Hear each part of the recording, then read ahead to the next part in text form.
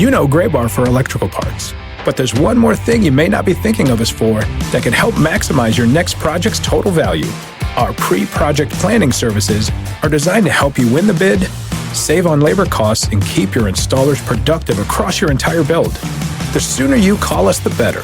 Because when we're there from the beginning, we can anticipate your needs and help you solve problems before they become problems. Yep, Gray Bar does that.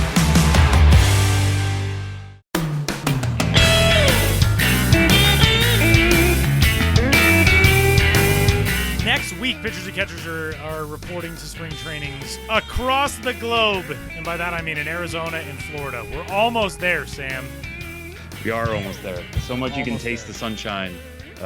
For me in New York and for you in Denver, like especially being in colder climes, the idea that pitchers and catchers is actually almost here literally means we can see the sunlight through the darkness. Spring is nigh, as they say. I don't think anybody says that. And we might have mentioned this last week. I think we did. But spring training is already going on in certain locales. Salt River Fields at Talking Stick, the home of the Colorado Rockies and the Arizona Diamondbacks, the Nippon Ham Fighters of Nippon Professional Baseball, former team of Shohei Ohtani. They are currently holding their spring training in the Phoenix area. And I feel like maybe there's one other NPB team that's been in Arizona this year. But so there are spring trainings already underway. Yeah, and there are a lot of other actual major league teams where guys are already showing up. Yeah. I saw a picture today of Noah Syndergaard at Port St. Lucie.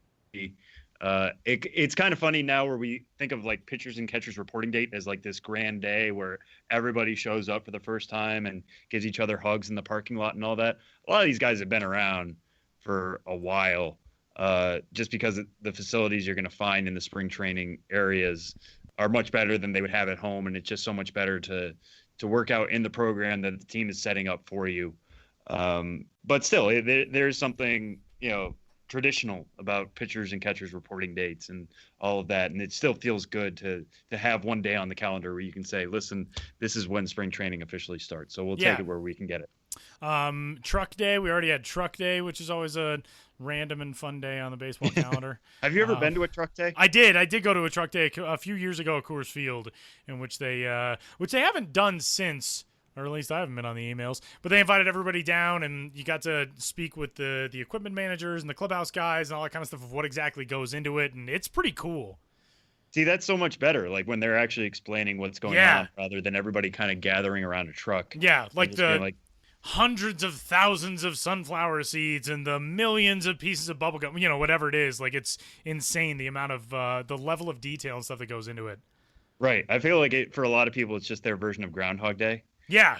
It's just a signal of, this is how many days left are in winter. Is that the fact that Truck Day is here? It's so great. Don't give up hope, people. Don't give up hope. So with that, we welcome you into the 146th episode of the Show Before the Show podcast from MILB.com. I am Tyler Mon, Sam Dykstra in New York City. We are talking all things minor league baseball. You can head to iTunes. You can head to Google Play. You can head to the Stitcher app. MILB.com/podcast.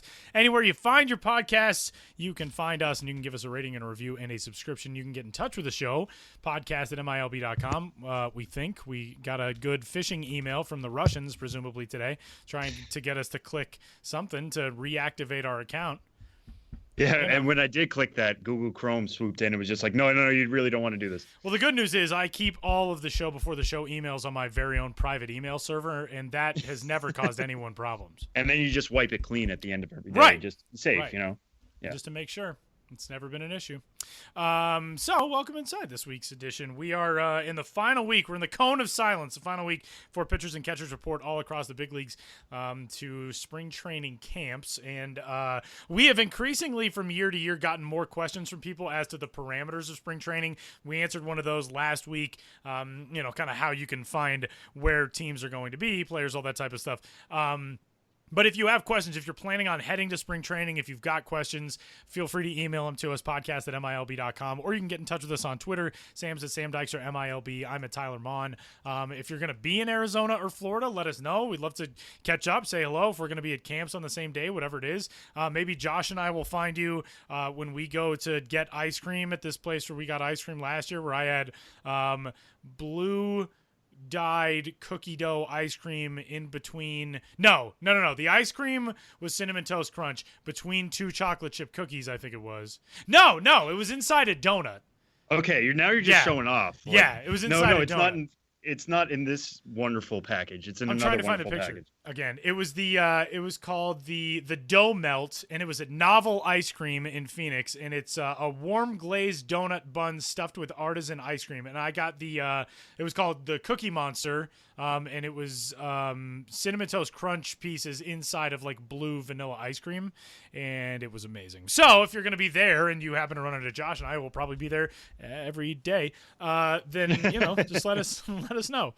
It'll be fun. We'll have some fun. That's it. Yeah, we can't pinpoint exactly which camp you'll be at every day, but we will be at Novel Ice Cream every single day. We're not being paid by Novel Ice Cream, but now I kind of hope they give us a free one of those things that I ate last year. And or if they want to sponsor us in the future, that would also be good. Even some of us who won't be in Arizona can reap some rewards from this. Yeah, you can just mail us some T-shirts or something. Novel Ice Cream. Why not? Seems like a good trade for the fact that we just spent 2 minutes giving plug to an ice cream place that doesn't sponsor this podcast. So let's get started. Every week on the show before the show, we dive into 3 stories that are the biggest headlines of minor league baseball, and we call that segment 3 Strikes. It's a baseball term, see? And let's get started with the first one. Sam, what will be the most buzzworthy camp this spring across the major leagues and the major league affiliates of big league teams when it comes to prospects? We already know at the major league level, it's going to be the Yankees, the Giancarlo Stanton, yada, yada, yada. At the minor league level, when it comes to prospects, who is the most buzzworthy franchise in baseball? Well, I feel like we have to give this talk every week is that technically we have to call Shohei Ohtani a prospect. Right. So him showing up to his weekly Ohtani disclaimer. Right, yeah.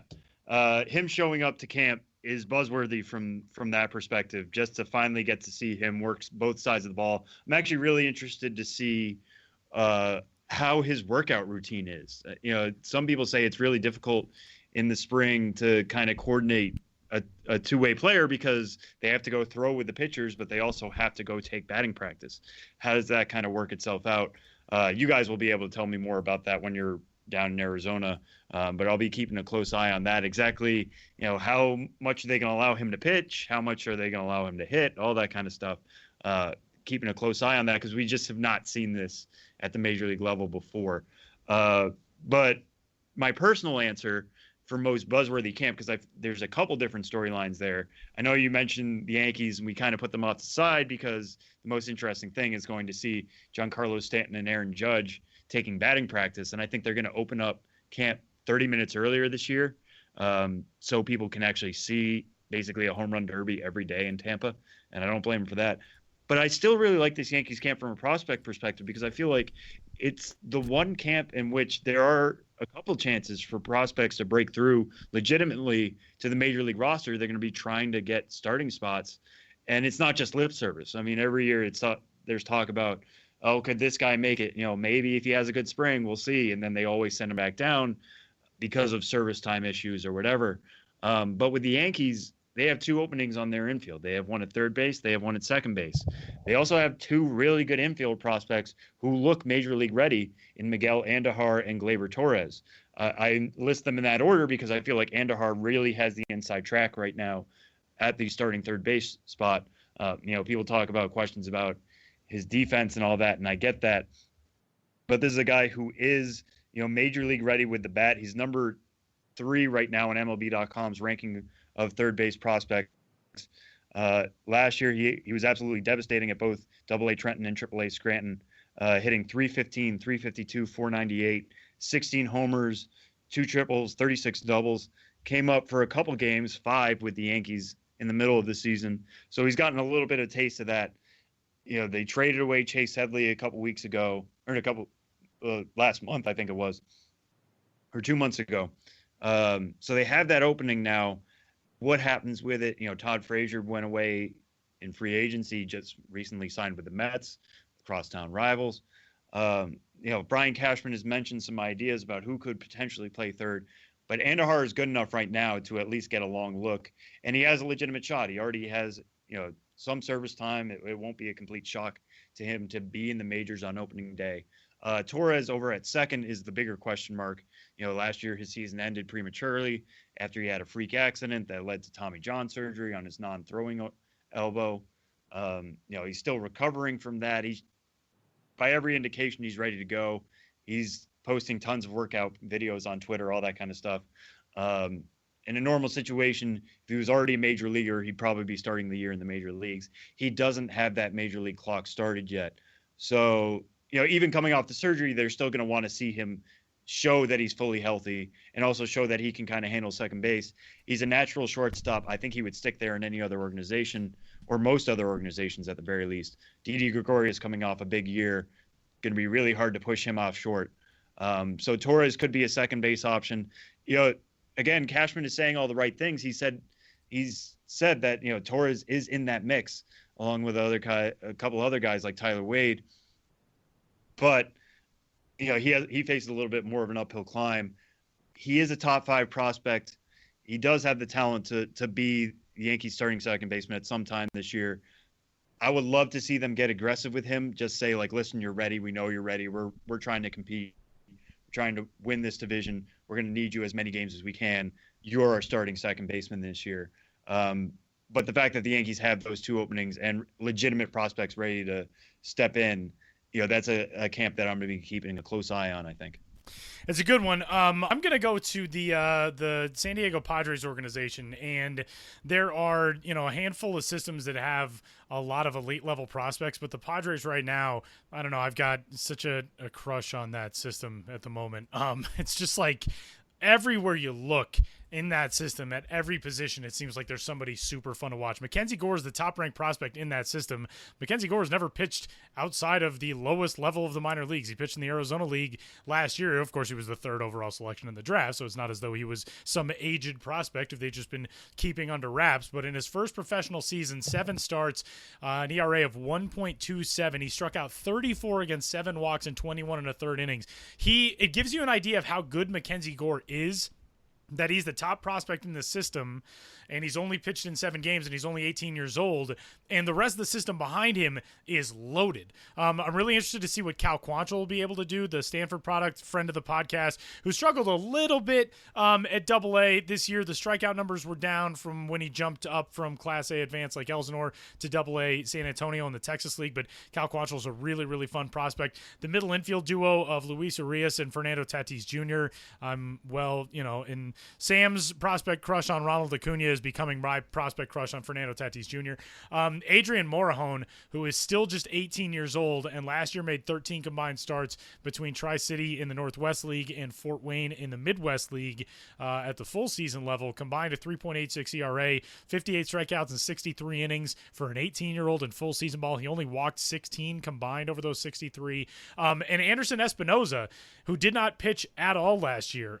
He had Tommy John surgery in August, so there's a chance that we won't see him in 2018. But if we do see him, that's another guy who's still really intriguing to keep an eye on, because the talent is still very much there for Anderson Espinoza. And we know Tommy John surgery is not a death warrant. It's something that guys more often than not are able to overcome and become what they were before.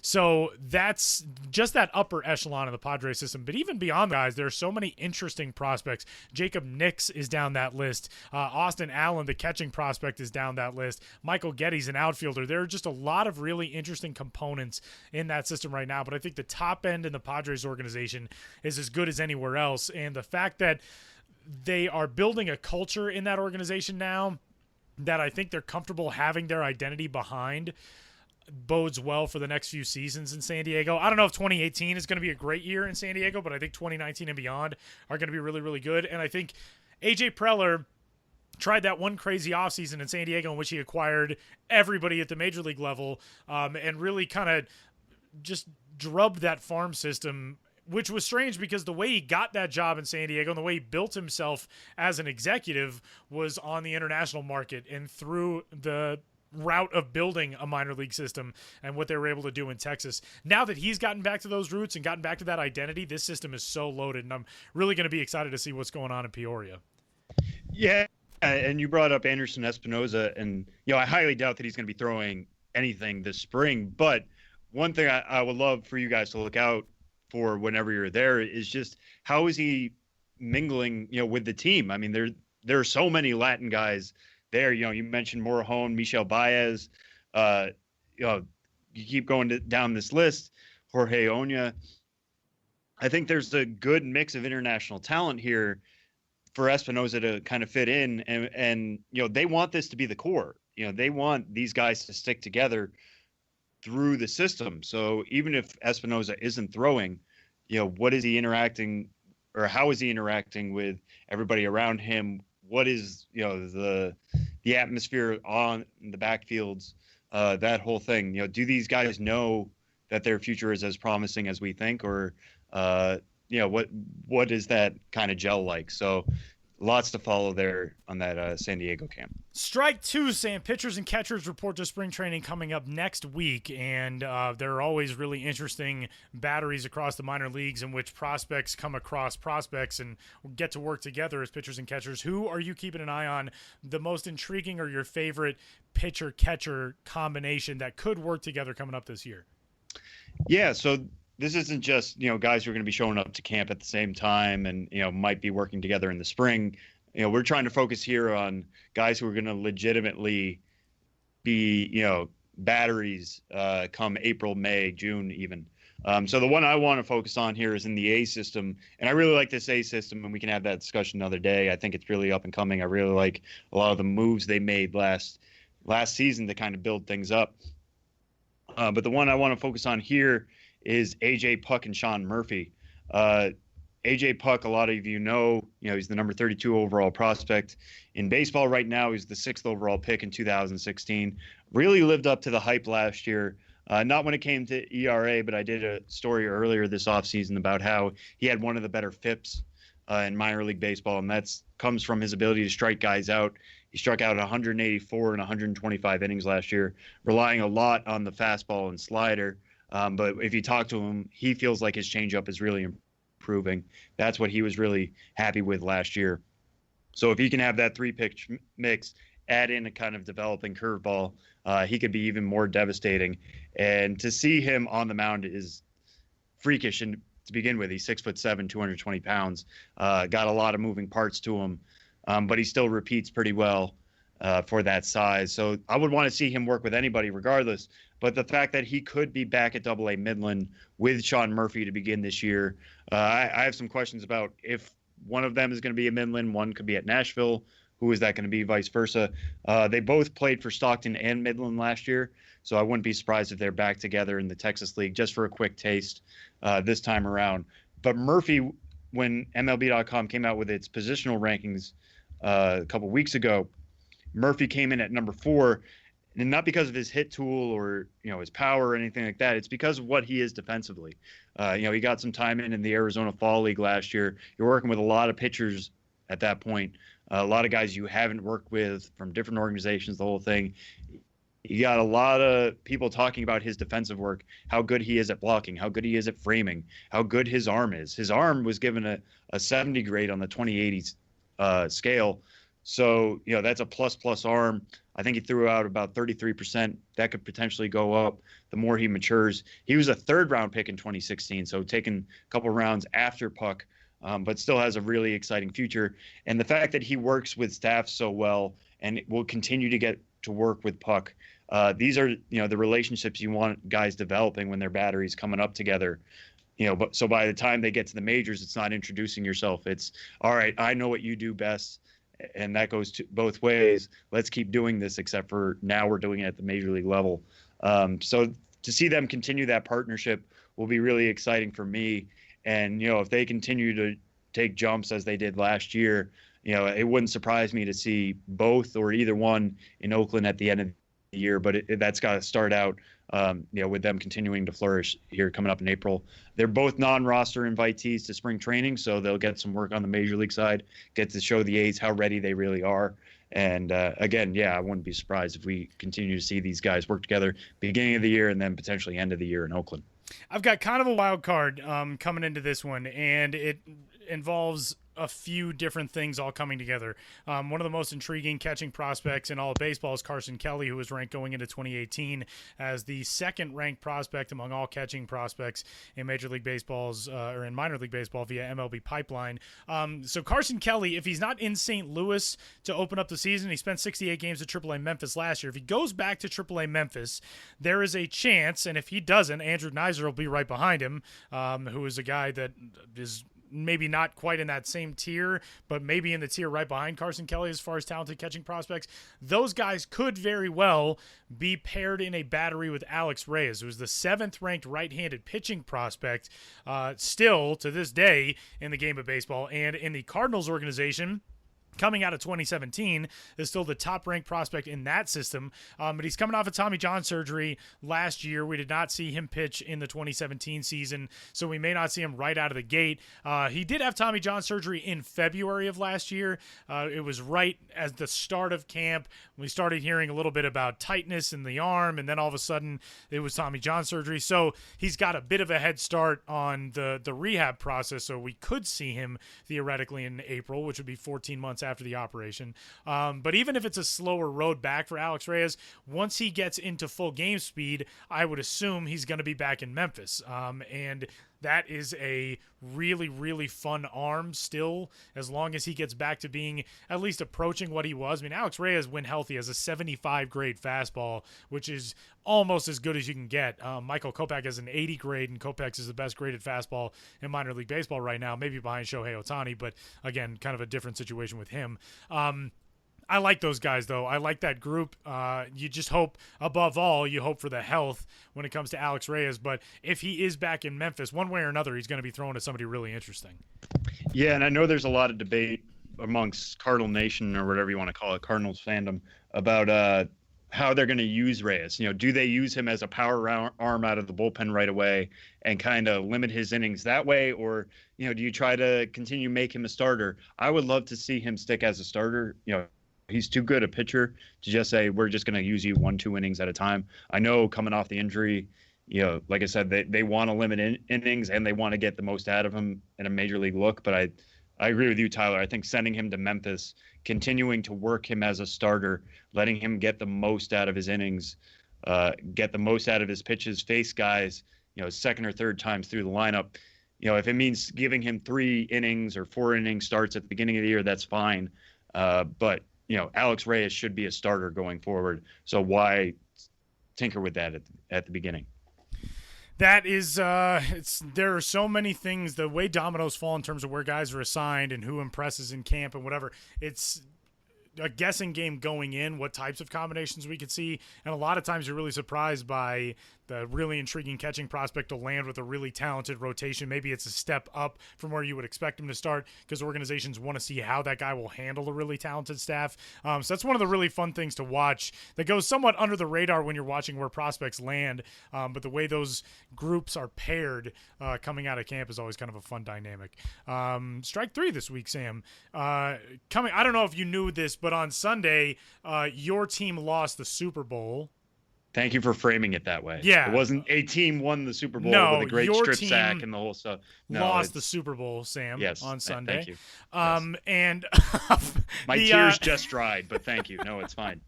Nobody's feeling sorry for you, Boston sports fan.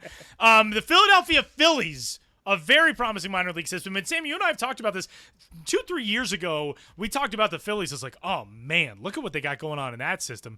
And then the way the Braves built themselves up in that division and the way the Yankees have taken over with their prospects and yada, yada, you kind of forgot about the Phillies a little bit. But with the Eagles having won their first Super Bowl, how close does it feel like the Philadelphia Phillies are to being a team that can win a World Series again? So yeah, I mean, I really do like the Philly system still, and I don't think it's so much that they've gotten worse. I think part of it is graduations. Right. You know, Rhys Hoskins is no longer a prospect. So when we do our farm system rankings last year, you know, they're going to take a little bit of a hit, or later this month, I think, they're going to take a little bit of a hit, but it's not going to be crazy. I mean, J.P. Crawford is still a prospect. Scott Kingery is right there. So technically in the system, they still have a lot of promising young talent. And especially when it comes to pitching at the lower levels, which is going to take a few years to for that all to develop. But Sixto Sanchez is a top 100 prospect. Adonis Medina is a top 100 prospect. Jojo Romero has gotten some love elsewhere. Franklin Quilome. So there's a lot in the system still there. And when I look at how the Phillies are kind of built for this year, they're coming off, I think it was a 66 win team last year. I remember Ben saying, are they going to lose 100 games? I just don't want that to happen. They finished 66 and 96. So, they weren't a 100 loss team last year. To try to say they're going to be World Series contenders in a couple of years is difficult to say at this point. But you look at the core members of this team, Rhys Hoskins, the way things look right now, won't be a free agent until 2023. J.P. Crawford, 2023. Nick Williams, 2023. Odubel Herrera is signed through 2021, but has club options for 2022 and 2023. Aaron Nola is signed through 2021. Cesar Hernandez is signed through 2020, and that's if you assume he's the starting second baseman of the future. If you don't, and they trade him like they did with Frandy Galvis, then Scott Carey comes in, and his clock's going to start this year, and he's probably looking at 2024 being signed through. Jorge Alfaro, lots of question marks with him, but he's going to be, a big-time catcher this year for them. He's, they hope going to be their catcher of the long term here. So they already have a lot of pieces in place, and you kind of looked at it this offseason. They signed Carlos Santana, which really surprised me, thinking, Rhys Hoskins is your future first baseman. Why would they target somebody like Santana? They apparently think Hoskins did well enough in left field to move him out there. But the fact that they're dipping into the free agent waters makes you think the Phillies think they're a lot closer to contending than their 2017 record would indicate. So with that in mind, you look forward to next offseason, which we all know is going to be a bonanza in terms of free agents. We can have that conversation about what does free agency look like now, especially coming off this offseason in which Eric Hosmer and Jake Arrieta and all the other big names are still unsigned. But, Bryce Harper's a free agent next year. Clayton Kershaw is going to be able to opt out. Manny Machado is a free agent next year. Josh Donaldson's a free agent next year. There are lots of opportunities for the Phillies, who are not a small market team, to dip into their finances and decide, okay, listen, we've got the core prospects ready now. Let's add some big free agents to kind of fill out the roster. And that goes from a 66 win team to, a potential 90 win team really quickly if they decide they're going to start spending. So, I think they're going to be a better team this year. Do I think they're going to contend for a second wild card spot? I wouldn't put a prediction that way quite yet.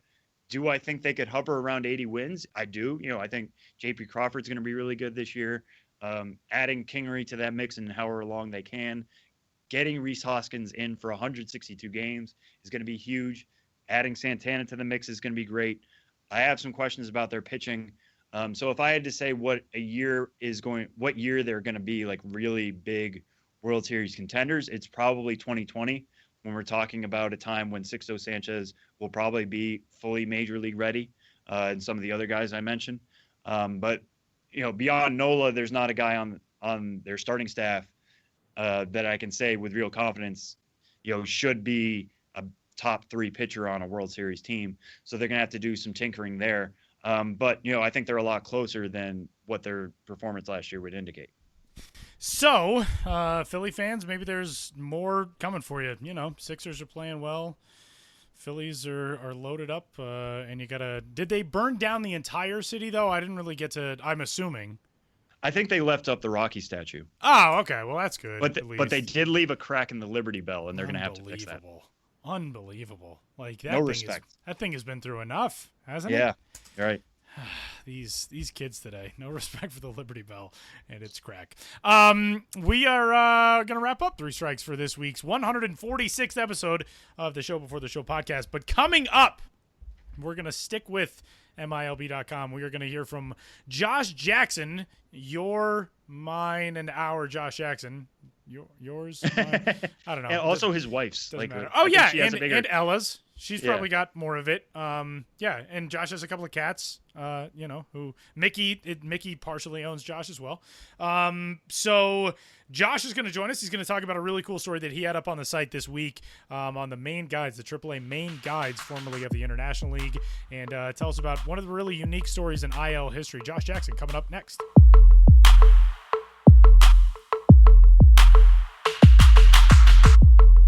We welcome in one of our own for this week's interview on the Show Before the Show podcast. Josh Jackson joins us. Josh has been more dedicated to finding a quality place to record from than like Sam and I ever are. Josh has been very, very cognizant of wanting to have good sound quality today. But you sound good, Josh. Hi.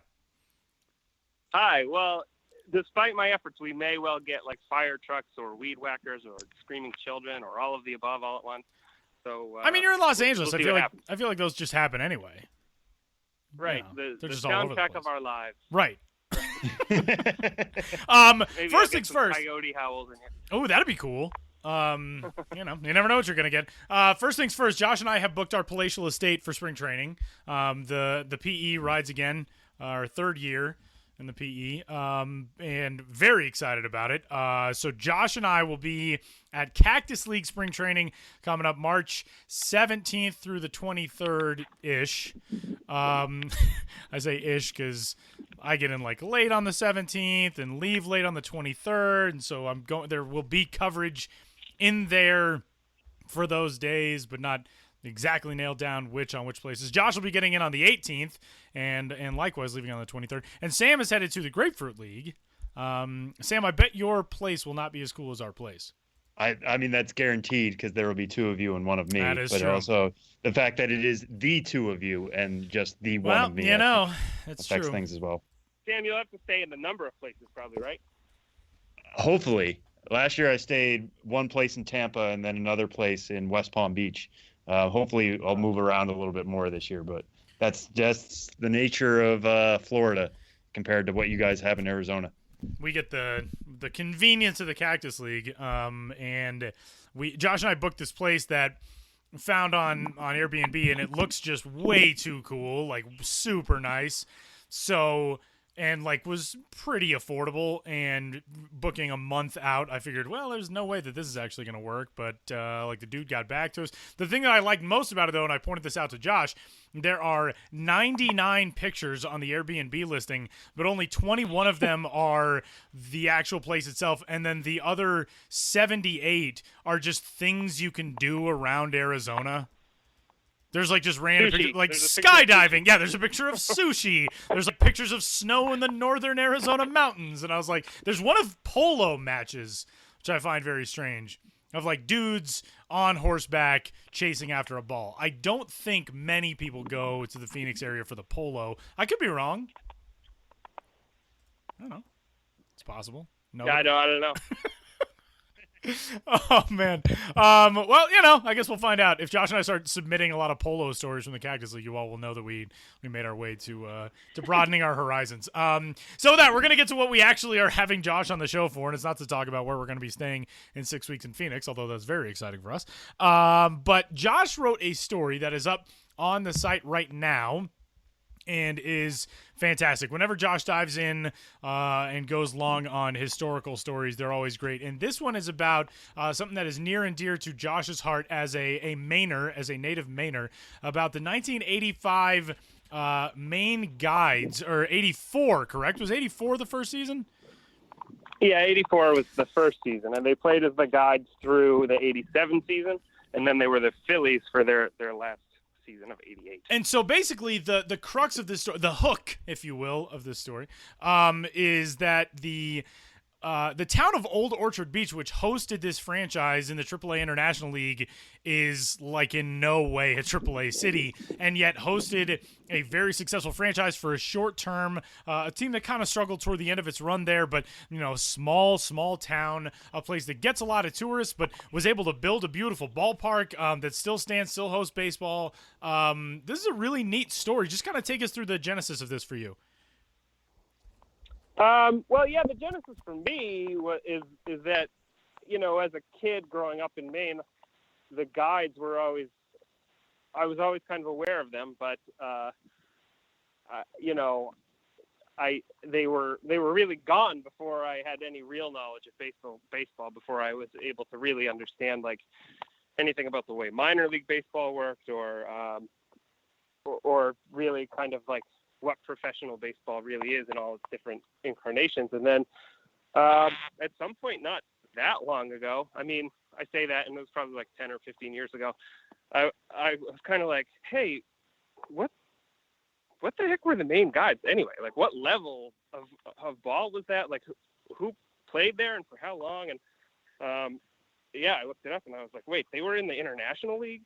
Like, the International League, the one that we all know and love today, you know, I know Old Orchard Beach. I grew up in Portland. Old Orchard Beach is not a city like a Columbus or a Buffalo or, yeah, it's a town that still has fewer than 10,000 people. I think probably around 8,000 people.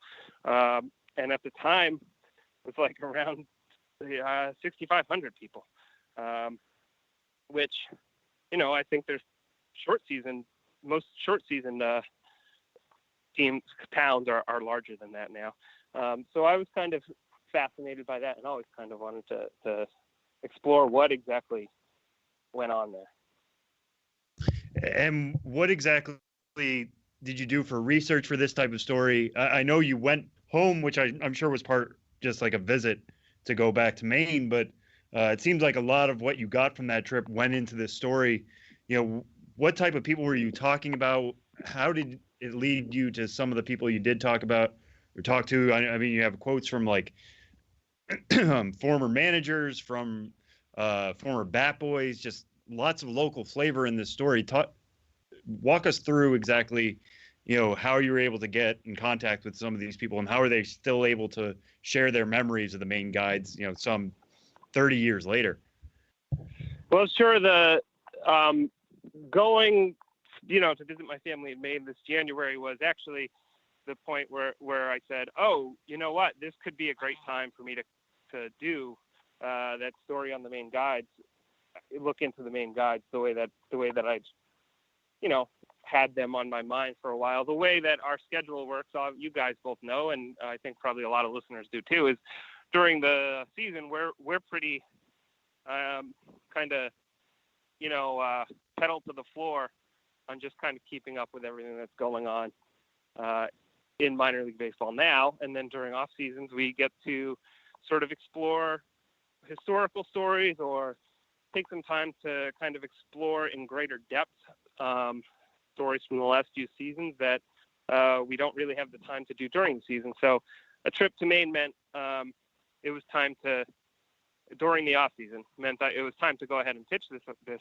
feature to, you know, our editorial staff. And one of the first people I talked to was Gary Thorne, because one of our great editors, Darren Smith, when I you know had pitched the story, he replied,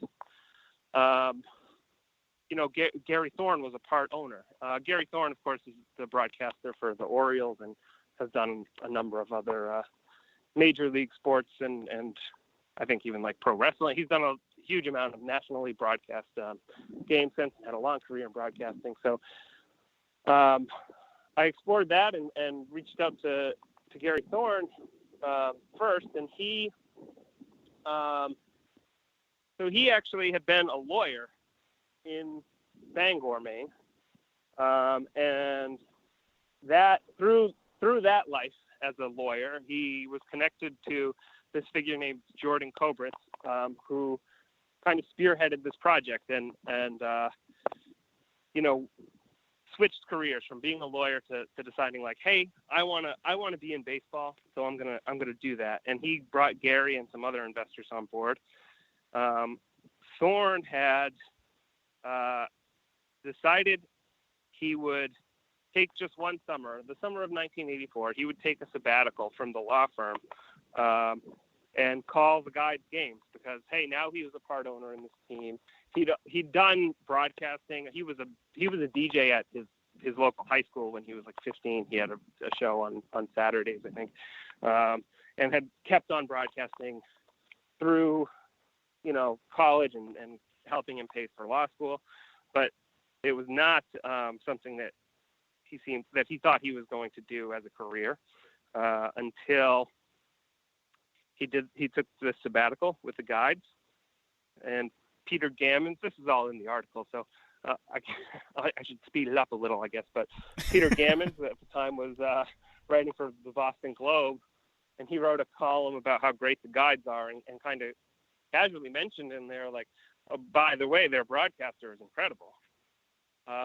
Somebody at the Met saw that column and called Peter Gammons and said, this guy who does the broadcast for the Maine Guides, do you think he would want to call games for us? And then the next season, so the 1985 season, he was a Mets commentator, and he's been a big league broadcaster ever since.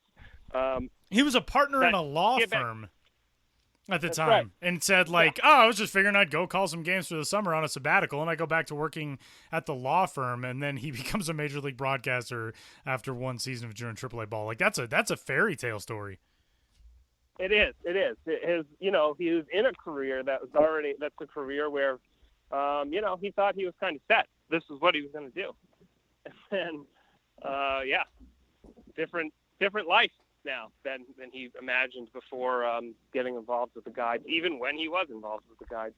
So that was one of my, first conversations, and a really interesting conversation was with him. And then, so there was a Sports Illustrated article that ran in 1984, I believe July of that year, that was about this very thing, the fact that, hey, look, this tiny town in Maine has a Triple-A team, and it mentioned the son of the town manager, who was a bat boy, and I saw that, and I said, if I can find this guy, that will be great. If I can talk to Dean Plant. And pretty easy to discover.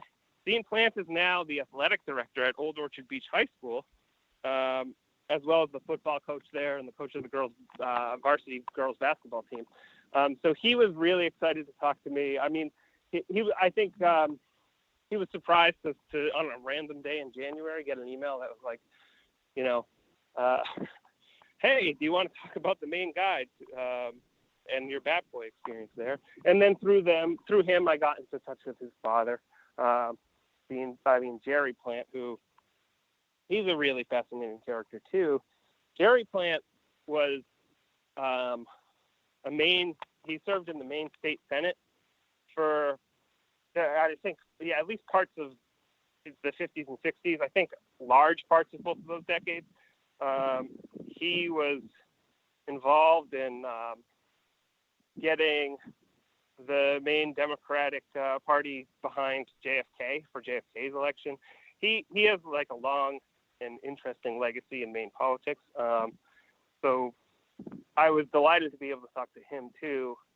Something interesting that came out of that conversation that is not in the article is that Gary Plant, growing up, was kind of a Cleveland Indians fan, which Cleveland was the first parent club of the Guides. And, well, how on earth does a kid in Old Orchard Beach, Maine, become a Cleveland Indians fan? Well, Plant, he said, I don't have the quote in front of me, so I'm paraphrasing a little bit here, but he said, he was a Franco-American, and he saw that the Indians had a player named Lou Boudreau. So he became a huge Indians fan, and then he grows up. He has a long, distinguished career in politics. He becomes the town manager of his hometown, and suddenly he's hosting. His city is hosting the parent club. The Triple-A affiliate of his unlikely childhood favorite team. So obviously we've kind of set up exactly what happens to get the team there and all the kind of characters that are involved. Kind of walk us through what happened afterwards. I mean, it's a small miracle that the team was there in the first place.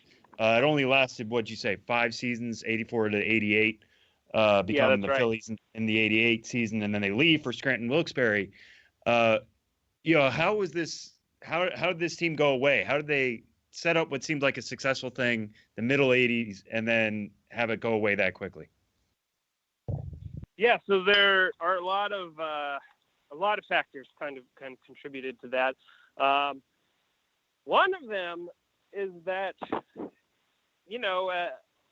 Old Orchard Beach being an unlikely place for Triple-A baseball, you could say maybe it's a place where Triple-A baseball doesn't really belong and can't really sustain interest for that long. In talking to people for the story, it seems like a lot of people didn't really remember a humongous decline in attendance, but there really was. The first couple of years there was not, but from year 2 to 3 there's a big drop, and further after that. Part of that is the excitement over having a Triple-A team kind of goes away a little bit, wears out a little bit. It's no longer this novelty that like everybody in the region has got to go check out. Another part of it is that the stadium, the ballpark there, which is called the ballpark, it's built in a place where mosquitoes are gonna feast. I don't know how familiar listeners are with Maine mosquitoes and black flies, but in the summers, in some places, especially close to like standing water, they can be pretty fierce. So it's hard to say like the mosquitoes are why people didn't keep coming back, but I think the comfort level at the ballpark is a factor, in addition to kind of the wearing thin of the excitement. And then there was always kind of this political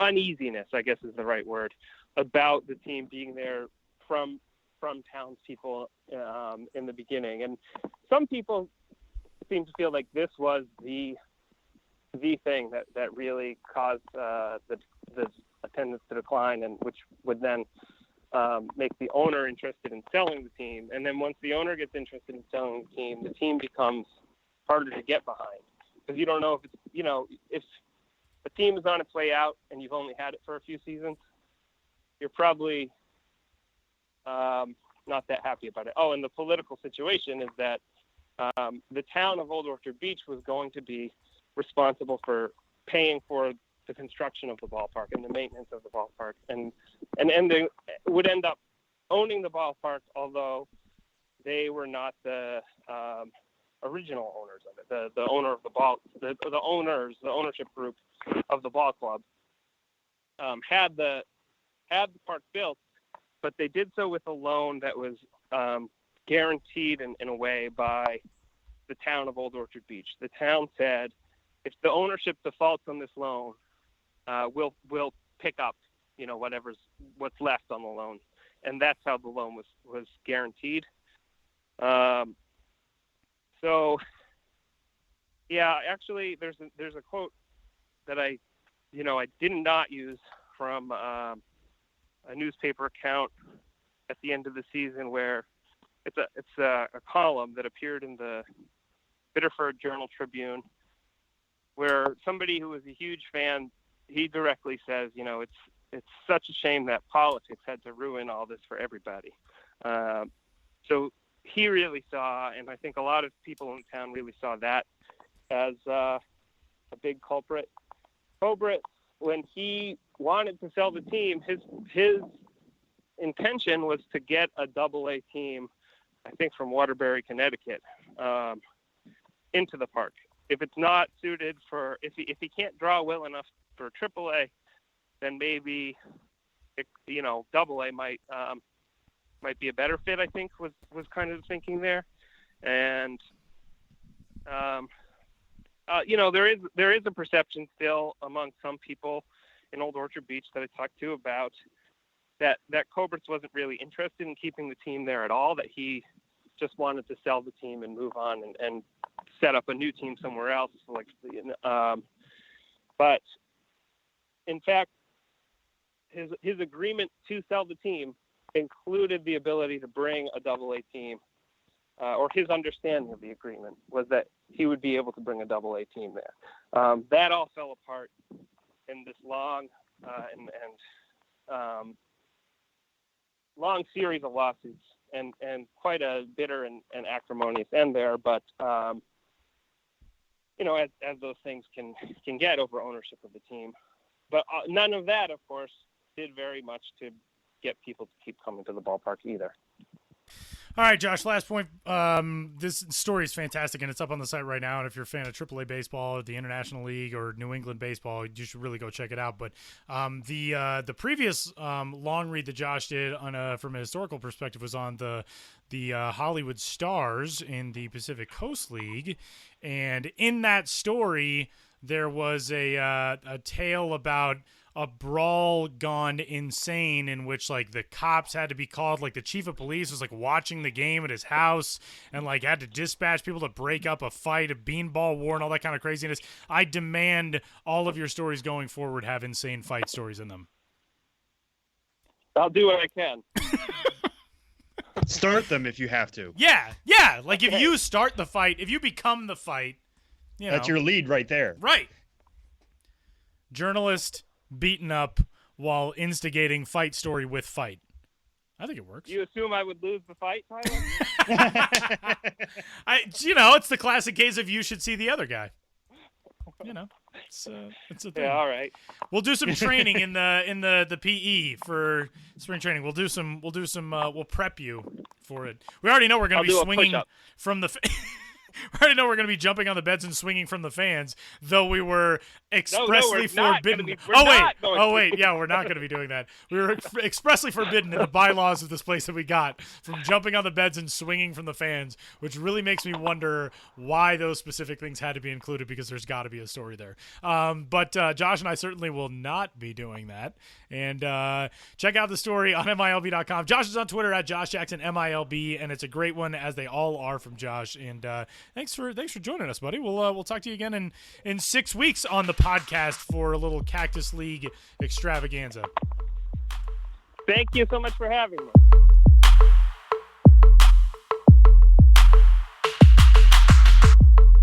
Big thanks to Josh Jackson. Again, he's on Twitter at JoshJacksonMILB. And here we are, third segment. We promised you something last week, and we are ready to deliver. For those of you who did not know, Sam's team lost the Super Bowl on Sunday. A team won also, but most importantly, the New England Patriots lost the Super Bowl on Sunday, and nobody has any sympathy for Sam. But Sam made a bet. I didn't ask for it. I did not ask for sympathy, to be fair. But Sam made a bet with our own Benjamin Hill. Ben, a Philadelphia area native. Sam, a New Englander. New Englander with a football. And there was a bet made in which the loser, as is Sam in this context because his team lost the Super Bowl on Sunday, the loser would have to read a poem crafted by the winning team's MILB.com writer about said city. So Sam, take it away. I will give Sam a boatload of credit. Sam sent me the poem that Ben wrote so I can follow along and hold Sam accountable and make sure that he's not skipping over anything from a poem titled "Oh Philadelphia" by Benjamin Hill. Yes. I should point out a few things before we begin this. That this was actually pretty funny because I told a couple people about this before, during, and after the game, and they said it was actually more work for Ben to have written this than it was for me. So this was not written by me. This again was written by one Benjamin Hill, and again the poem is titled "Oh Philadelphia." Philadelphia, my heart flutters for thee. My loins are girded for thee. My soul yearns for your embrace. Philadelphia, city of brotherly love, city that I love, city of my burning desire. Philadelphia, the land of heroes, the land of legends, the land that plucks my heartstrings in ecstatic reverie. Philadelphia, inexorable, inescapable, indescribable, my impulse to sing your praises. Philadelphia, unparalleled its people, unprecedented its history, unbeatable its NFC East Conference football team. Philadelphia, I wish I could be a part of you. I wish I could be as wonderful. I wish, yet I can never be. Philadelphia, oh cruel fate that would cast me as such, for I am but a lowly denizen of an inferior locale. Philadelphia, oh Philadelphia, you are now and forever number one. Thank you. 2 points I want to make. Among them, and they're actually tied together, 2 lines that I want to address. Philadelphia unparalleled its people, and ironically enough, it ends with the phrase, you are now and forever number one. Ironic because after the Super Bowl, there was a video posted on the internet of an Eagles fan consuming a number 2 by a horse in the street. So, unparalleled its people, certainly. And number 1, in a certain context, I guess. Yeah, sure. There's, I like the New York Post headline, by the way. Eagles fan stoops to new low, even for Philly. I just want this noted that Ben, when he sent the email, Ben is on a train to Hartford. He's actually helping the Yard Goats with their promo reveal. That's why he couldn't be with us today. But he made sure to ask me to do this with the appropriate level of fervor. Yeah, he said fervor was not optional. I did this, I wanted to do every line of this dripping with sarcasm, as is my people. Like that, I wanted to do it with hard New England sarcasm, just rolling my eyes, and I did not. And I want the extra points for this. That is true. I'll give you that credit. I want 9 extra points for this, which would put us over the Eagles and give us the Super Bowl. But you didn't get them, and you lost. Just to make that clear again, you lost. Yeah. And it appears that you're training Josh McDaniels to take over your franchise. So enjoy riding off of that cliff together. It'll be fun. It happened here. Even Leica, the official mascot of the Show Before the Show podcast, she shakes in approval, as you could hear her collar probably in the background. She heard Josh McDaniels. She's like, no. She shuddered. Ooh, God, it's terrible. She wasn't alive then. Thank the Lord for her. So that'll do it for the poetry, the first poetry ever read on the Show Before the Show podcast, I think. Probably. I don't know. We've done like 150 my words of these. are normally poetry, but sure, you go with whatever. Oh, look at you. Nicely done. Coming back to wrap up the show next.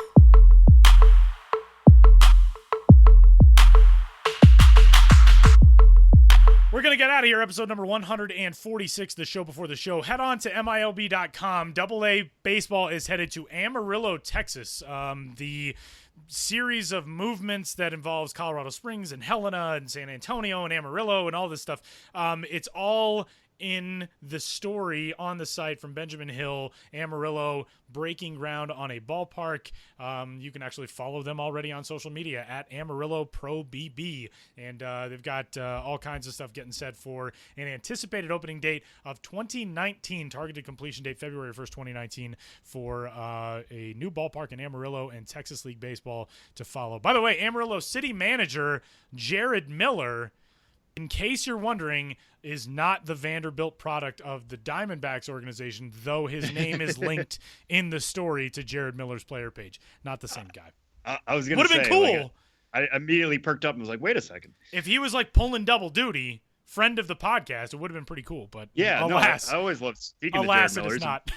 Yeah, he's a good guy. I would love to see what he could be as a city manager, but he's doing a pretty good job as a baseball player. So yeah, focus on pitching for the D-backs, and maybe in the future. 53 appearances last year, 94 strikeouts, and 70 2/3 for Jared Miller. Man, that kid is good.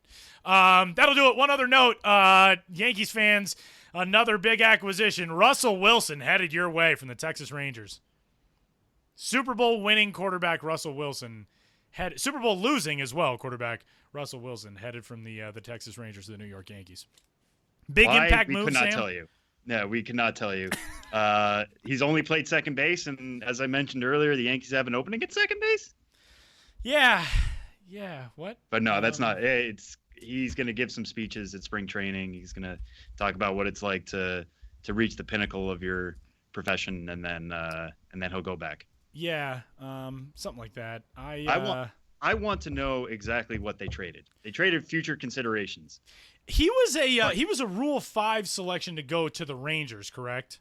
Yes, he was in the Rocky system. He played Right. for. He was initially Asheville. drafted by the Rockies. What I find interesting, he played at a couple levels in the Rockies organization. What I find interesting in his statement is he says, "I want to personally thank the Texas Rangers and John Daniels for drafting me and giving me the chance to experience professional baseball again." I guess that's technically accurate. They took him in the Rule 5 draft, but you read it first and you're like, "Wait a minute, you weren't drafted by the Rangers." But I guess they took him in the Double-A portion of the Rule 5 draft, which does not exist anymore, by the way.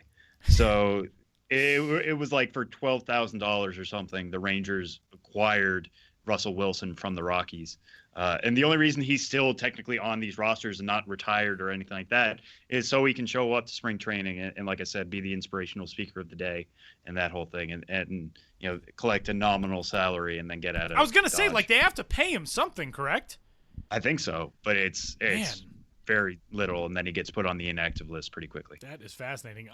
A quote from Brian Cashman, quote, "We've admired Russell's career from afar for quite some time. This is a unique opportunity for us to learn from an extraordinary athlete who has reached the pinnacle of his profession." I think the Yankees could just shell out speakers fees to somebody. You know would what I think mean? they could just pay him through the regular Right. means. Yeah. Like, Although I did find this story from 2016 in the Seattle newspaper. The headline was "Yankees want players to be like Russell Wilson and not Cam Newton." Oh, okay. Which is one heck of a take to begin with. That but is also, one scorching hot take. Yeah, Wow. but also it's just very interesting that they said that a while ago, and 2 then years they ago now, and now he's Go officially a out and Yankee. acquire him. Yeah. Russell Wilson in his MILB.com player page is babyface Russell Wilson from 2011 when he was a 22-year-old young buck with the Asheville Tourists of the South Atlantic League, and it's pretty great to see this young Russell Wilson smile on his player page. It's actually pretty cool. So now technically a member of the New York Yankees organization, and I don't think we'll be hearing much from him on the field unless he gives No. the speeches on the field. No, but we do have to acknowledge the fact that it would be It happened. so awesome to see him and Tebow in the same game. It's not going to happen. Man. It's not gonna happen. that But would how be- awesome would that be? That Yeah. would be very interesting. Very interesting stuff. People can dream, We can dream. Yeah. dream. We need to get better dreams, I think. But yes. It's the end. This is like the dearth. Like, we're in the last throes of the off season. So we're like, for the most part, we've all gone insane. Next week we'll pretty much be cured, but for the most part, we've all gone insane. And we're just trying to make it through these last 6-7 days before pitchers and catchers report. Whoa. Yeah, that's a pretty good pitch to tune in next week. See, Yeah. See Yeah, exactly. how See if much we make it. more with it. Yeah. It's like we're like an old time radio narrative program. Tune in next week to see if Sam and Tyler make it through their insanity to pitchers and catchers reporting. I like to think it's Rocky and Bullwinkle. Oh, okay. That's what Yeah. That's Rocky even better. and Bullwinkle was really good at that. That is even better. Now, who is Rocky and who is Bullwinkle, you can decide for at home. I think we all know the answer to that. Do we? He's Sam Dykstra, a fan of the Super Bowl losing New England Patriots, and I'm Tyler Maughan, and we will talk to you next